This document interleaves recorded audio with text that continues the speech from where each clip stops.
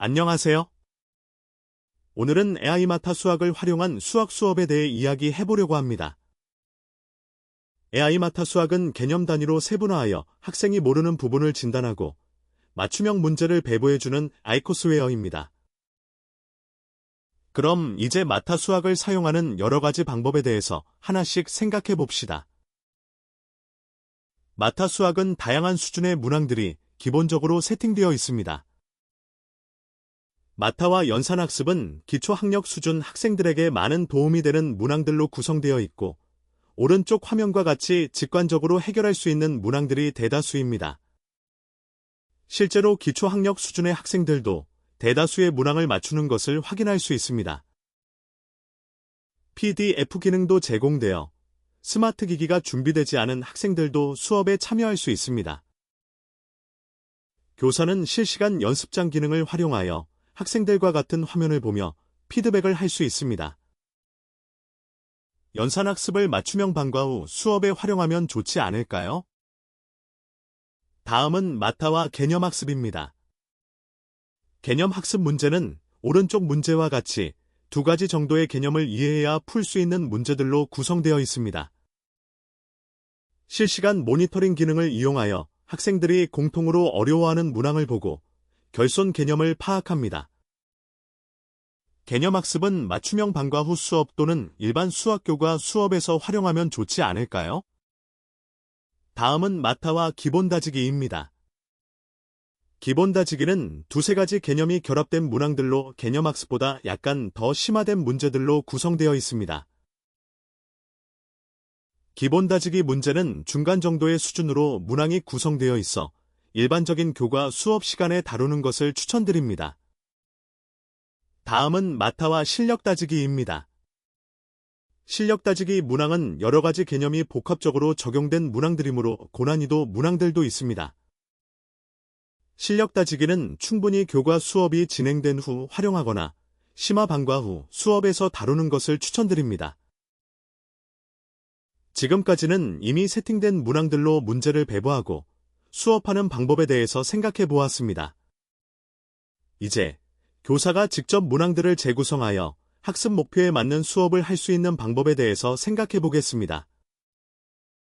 먼저 마타 수학은 개념, 클리닉 두 가지 유형으로 문항들을 커스터마이징하여 학생들에게 배부할 수 있습니다. 개념 유형은 소단원 또는 중단원 위주의 문항들로 구성되어 있어 형성평가로 활용하면 좋습니다. 클리닉은 중단원 또는 대단원의 커리큘럼을 생성할 수 있습니다. 어느 정도 학습이 끝난 후 개념을 심화하고 활용하는 데 초점을 맞춘다면 제격입니다. 커리큘럼 생성 시 난이도를 상, 중, 하로 선택할 수 있어서 학생들의 수준에 맞는 문항 출제가 가능합니다. 커리큘럼 기능은 문항 재구성이 핵심입니다.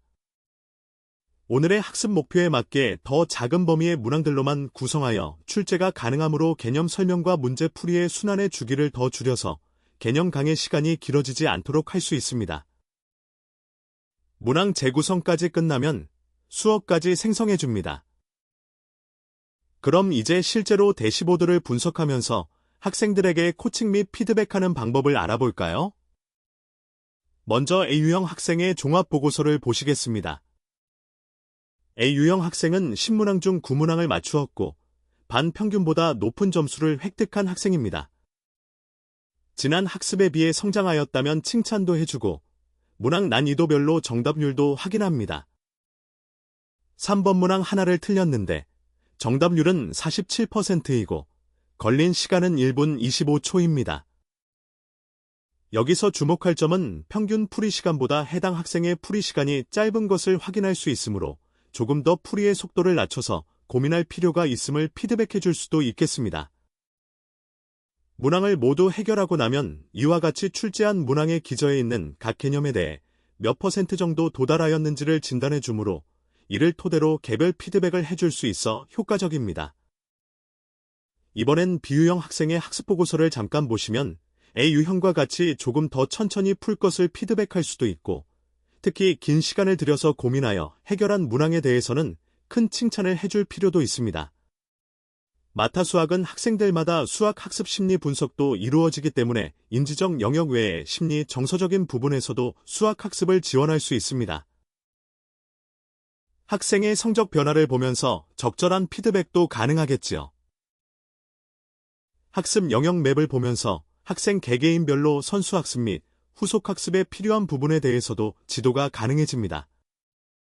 이제는 문제풀이를 하면서 설계할 수 있는 개별학습과 협력학습에 대해서 알아보겠습니다. 개별학습은 학생 스스로 문제를 풀면서 질문 게시판을 활용하여 교사에게 질문하거나 친구들에게 질문하면서 궁금증을 해결할 수 있겠습니다.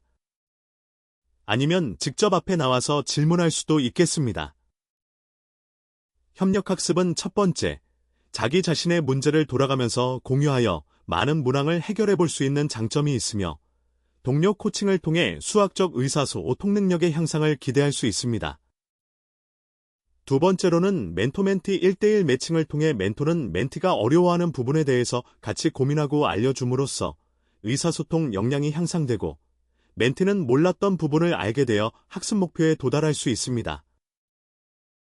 하지만 교사가 놓치지 말아야 할 가장 중요한 가치는 교사가 이끄는 수업의 혁신이어야 한다는 점입니다.